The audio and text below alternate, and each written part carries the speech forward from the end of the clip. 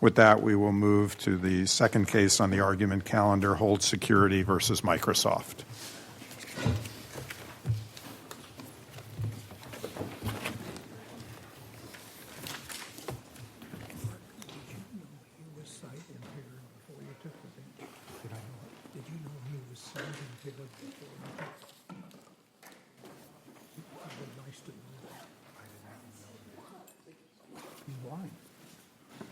See that much.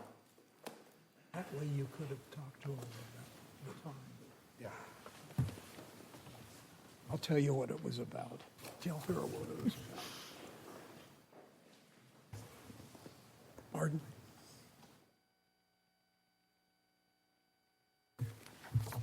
This doesn't happen very often, but when we have a lawyer who is citing here, we need to know that before we take the bench. Okay. Thank you. Sorry about that.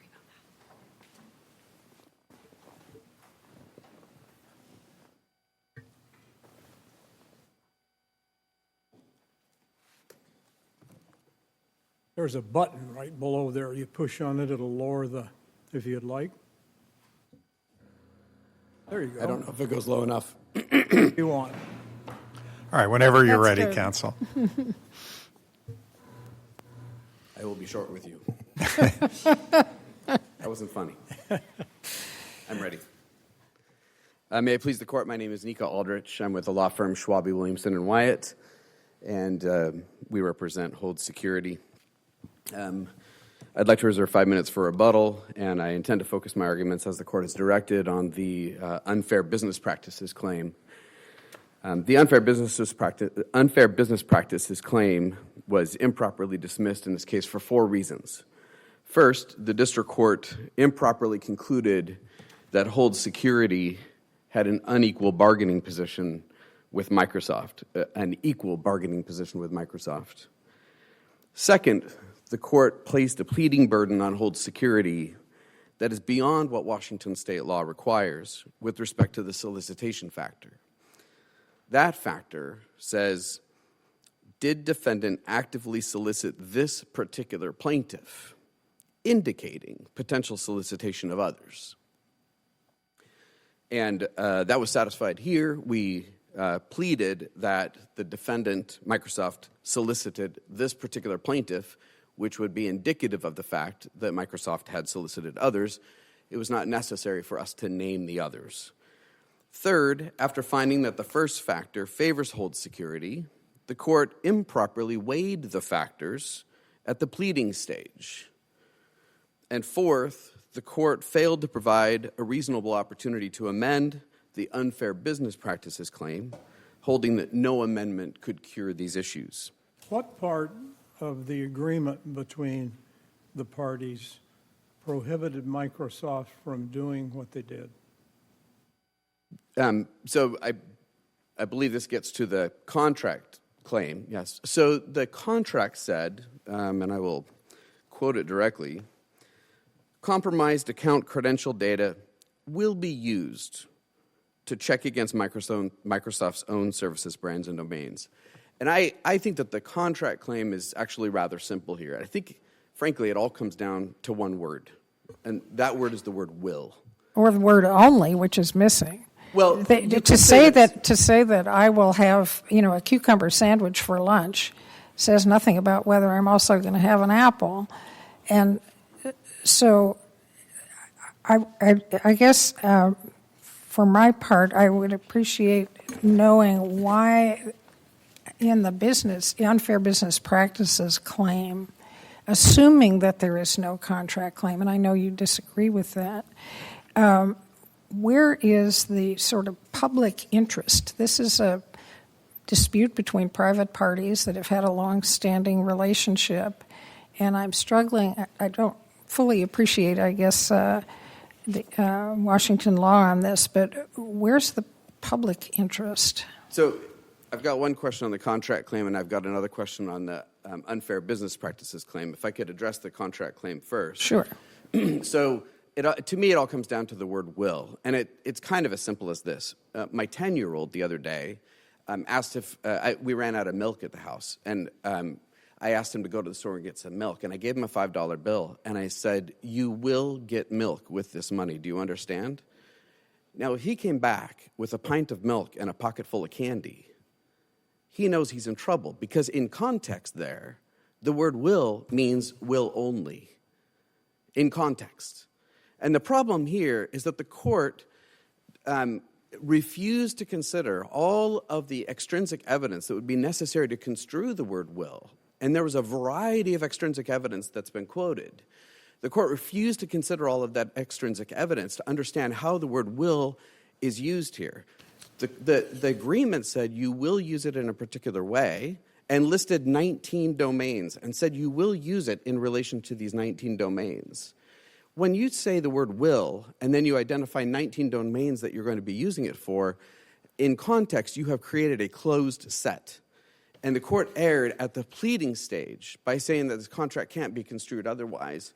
We believe that the word will here means will only in context and with all of this extrinsic evidence about the party's conduct and the negotiations, et cetera. So to me, that the contract claim is rather simple, and that is the breach right there. That is the language that where we believe the district court erred in misunderstanding. Now, moving on to Judge Graber's question, if I may.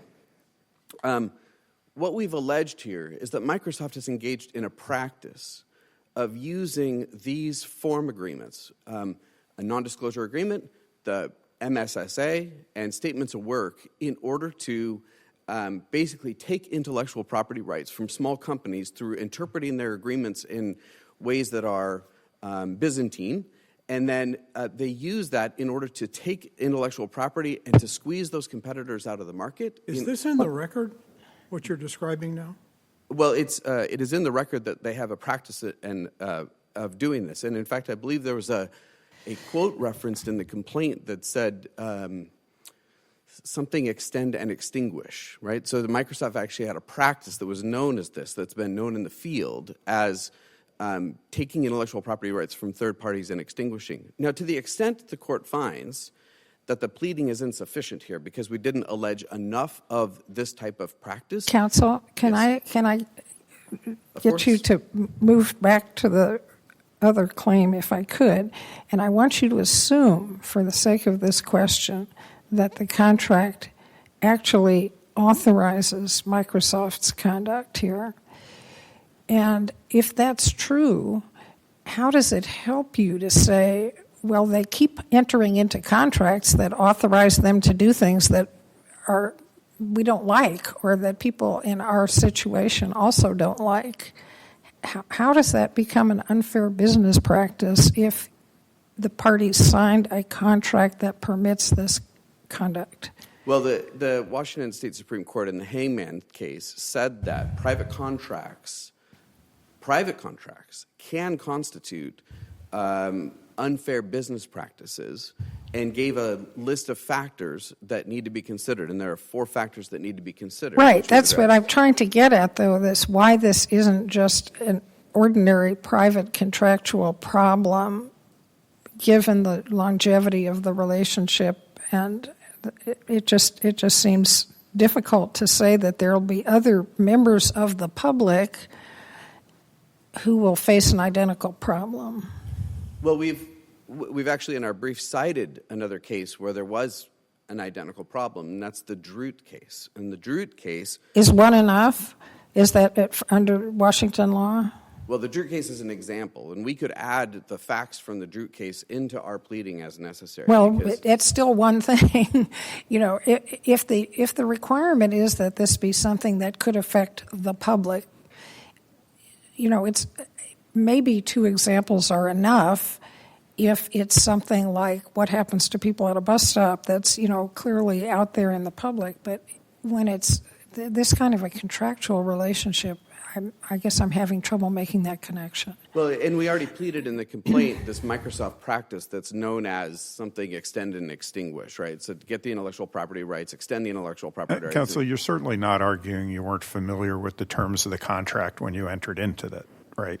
We're not arguing that we're familiar with those terms. And The contract seems to me very clear where it says supplier grants Microsoft a worldwide, non-exclusive, perpetual, irrevocable, royalty-free, fully paid up right and license under all current and future IP to do everything in the world.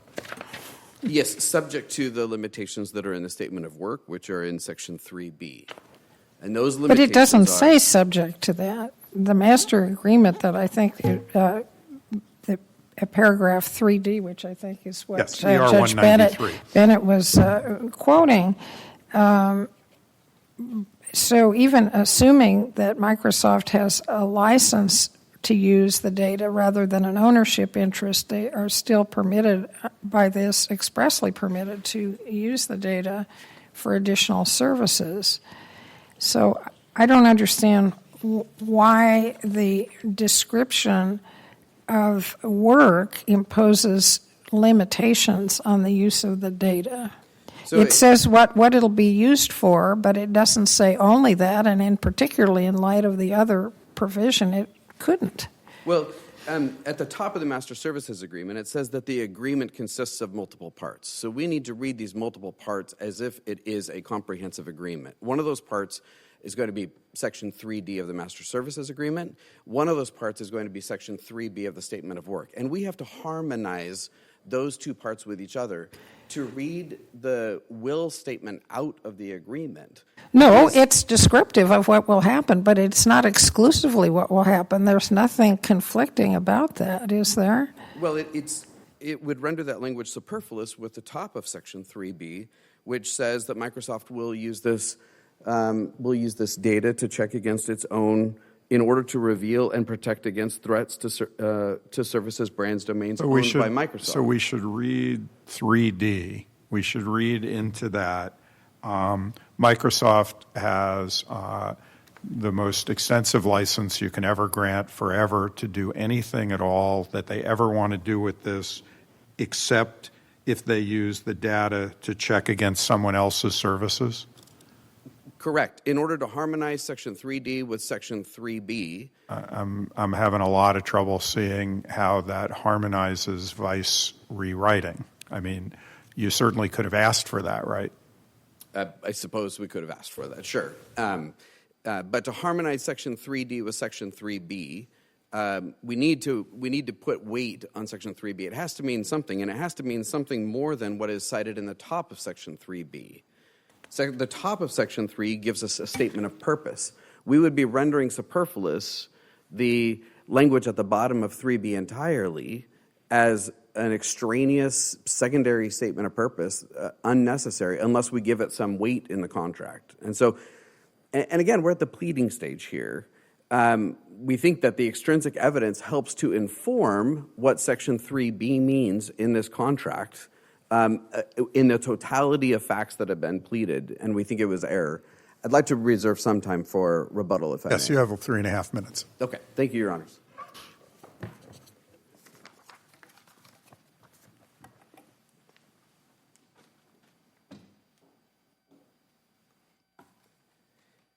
May it please the Court, David Perez representing Microsoft. This is a case about Microsoft. Counselor, could you speak a little closer to the mic, please? Adjust the table. There you go. That's How's that? That's good. Thank you. Thank you. I'm sorry. Let me start over. Yes. David Perez representing Microsoft. This is a case about Microsoft purchasing data, specifically credential data of compromised user accounts and passwords to protect its users. And it entered into a very straightforward, plain language contract that the terms aren't unusual, they're industry standard, with a sophisticated party, Hold, that's been around for decades. At all times, Hold was represented by counsel. They didn't enter into these contract negotiations as a small startup or as a pro se party negotiating. They had counsel throughout. They've had counsel throughout this litigation. And the contract calls for Hold to pull from its vast repository of data certain compromised usernames and passwords. That list in the SOW is a list of requirement for Hold to pull specific user accounts. It is not a limitation that Microsoft can only use the user accounts in those domains. It's more of a search term list. That's why you see asterisks next to it. It's not just hotmail.com, it's hotmail.uk, hotmail.fr. And the contract, the MSSA, which controls in any conflict over any other agreement, that's 12G of the MSSA, states that those user accounts, that data, is what we call a deliverable. And there's really no real argument that this is not a deliverable. Deliverables are literally defined as the credential data. And under the MSSA, Microsoft owns the deliverables outright. There's no limitations. And in fact, the deliverable language in Section 3 states that Microsoft has all ownership in IP and that hold, here's the verb, waives, that's the verb, waives all moral rights into the deliverables. The supplier IP argument that it's actually a license is new. They didn't make it in any iteration of the motions to dismiss below. It first appeared in the opening brief to your honors. But that's what the contract allowed. Now, Hold now has buyer's remorse, fair enough, and that's why we're here. They want their subjective intent to control over the objective manifestation in the contract. But nothing about that is deceptive, and nothing about that implicates the CPA. And here's why. There is a long line of cases, and with respect, we have not found a contrary case, where a party exercising its contractual rights, a party just simply exercising the contractual rights can be found to be, that exercise is a deceptive conduct. And that starts with the Haywood v. Amazon case, and that was a CPA claim based on a contract claim, and there's no question this is based on the contract claim. It's the exact same conduct in both cases. And Amazon had removed certain content from its website. And the district court dismissed and said that Amazon's exercising its rights can't be a CPA violation. The contract clearly states that Amazon can do that. And then we see the T-Mobile case, which this court affirmed. And the T-Mobile case is relevant for several reasons. In that case, the consumers brought a CPA claim for a regulatory fee T-Mobile had charged its consumers. The district court dismissed, Ninth Circuit affirmed. And the Ninth Circuit said T-Mobile, the contract clearly stated T-Mobile could charge these fees. You were put on notice. They were put on notice. It was clearly disclosed. It wasn't smaller font or section 156. This is section 3. It was right there in front in the contract. And in the T-Mobile case, this court said you can't have a deceptive act, can't pass go, can't collect $200 if you're just exercising your rights. But T-Mobile also said this: a district court does not abuse its discretion, and that's the standard here, abuse of discretion, by denying leave to amend when there's already been amendments before. And here, this was not their first bite at the apple, although that's kind of the suggestion in the briefs. This was their third, and they're saying it was an abuse of discretion to not get a fourth bite at the apple. So what do you say to your friend's argument that we have to read will be used to check to mean used to only check or used to check only, and that has to modify the rights given in the contract to Microsoft, that the only way to harmonize those is to read the word only in it? That's not what Microsoft did, and that the perpetual license that the contract is granting can only be a perpetual license if Microsoft is fulfilling the terms of the contract, which they aren't, because the word only should be in the contract, and they didn't approach this only. A few things. First, it would actually, that would not be minor surgery. It would be pretty extensive surgery. It wouldn't just be adding only to that portion of the SOW, but it would create a conflict between the SOW, which is a statement of work, and the MSSA, which states that Microsoft, if it's supplier IP, taking their argument, Microsoft could combine it with, and this is the quote, any software, any firmware, hardware, and or service. And then the deliverable language states that Hold waives all moral rights and ownership rights in the IP. So the MSSA allows Microsoft to do anything with the data, and that makes sense. And we don't need to be tech experts for this to know that, once you incorporate data into software, whether it's in Edge, which is the Microsoft browser, or in LinkedIn, you've scrambled that egg. And there's no way to remove the yolk and put it back into the egg. And that's why you negotiate these industry standard terms. And so to read only into that would be pretty significant surgery on the MSSA. But if you look at that Section 3 in the SOW, this is what I think is with respect to the other side, I think is a little bit of a sleight of hand. Section 3 is a search term provision. If you look at that, it's about providing these search terms that you're going to pull credentials for Microsoft, Hotmail, Xbox, etc. And then Section 4 is the delivery schedule. This is what we're just paying for data. We're not paying for specific uses of the data, or we're not paying per use. If you look at the delivery schedule, it says you're going to deliver data on a month-by-month basis. And then the payment schedule, Section 5, we're just paying for the data. We're not paying per use. We're not paying, hey, if we add LinkedIn, we're going to have to pay if we start using it on LinkedIn or on GitHub. There's none of that. We have a fully paid up use, and it's full and final payment in Section 5. But here's where their argument really falls apart. Section 7, if you just go one more, actually same page, ER 208, which is additional obligations. Now, here's where we couldn't, because I believe it was Judge Bennett who asked, maybe it was Judge Hawkins, well, why didn't you just put that into the contract? If it was, let me give Judge Bennett credit. Why didn't you just put it into the contract? Because they're arguing, folks, this is material. Folks, this is existential. We need it. It's a big deal. This is a big deal. It's a deal breaker. A deal breaker they didn't put in the deal. But then you had a section of additional obligations, and guess what? The additional obligations only restricts Hold's use of the data and our data. Here was your opportunity. So the parties knew how to restrict use of the data, and they didn't take the opportunity to restrict Microsoft's use of the data. And so we get to this extrinsic evidence notion, and Washington courts, whether in two critical Supreme Court decisions, it was Berg, I believe that's a 95 decision, and Wilkinson, a 2014 decision, expressly reject the use of extrinsic evidence to modify or add to a contract. Expressly reject, and this course has done it time and time again. And so there's no way you could add the words they want to add and not do rather severe surgery on the MSSA and create a conflict. And under 12G, the MSSA controls. So here you have two really big obstacles. There's no deceptive act if you're simply standing on your rights. And then to Judge Graber's line of questioning, this isn't a public interest. And here's why.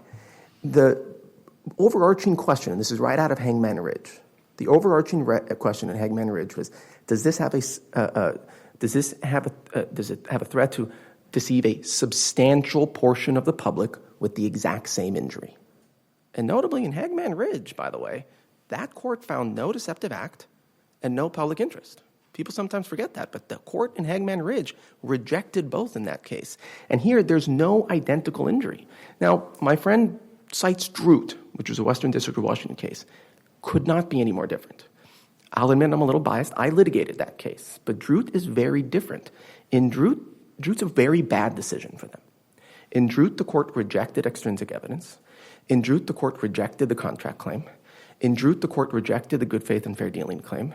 Drute was a payment dispute. In that milestone schedule, we're providing you data, Microsoft, to build something. And Drute's claim was, you didn't pay us, milestone 6 through 10. And it was a dispute, did you finish the work? And Drute said, give us back our data because you didn't pay us enough money. And the courts read the contract and said, at most you have a damages claim. But the irrevocable license is just that. It's irrevocable. There can't be the core claim was actually trade secrets. There can't be a misappropriation claim if they're allowed to use the data. And really, there were these elaborate allegations about aggressive project management and threats of non-payment. And on that, and although we disagree with the court's decision, it was the elaborate allegations of threats of non-payment and project management that the court said maybe that's a deceptive act. It had nothing to do with this case. There's no allegations of any of that. This is not a payment case or a misappropriation case. And so if the panel has no more questions, I'm happy to cede the rest of my time. I don't. All right, thank you, counsel. Thank you, sir. And you have some time left.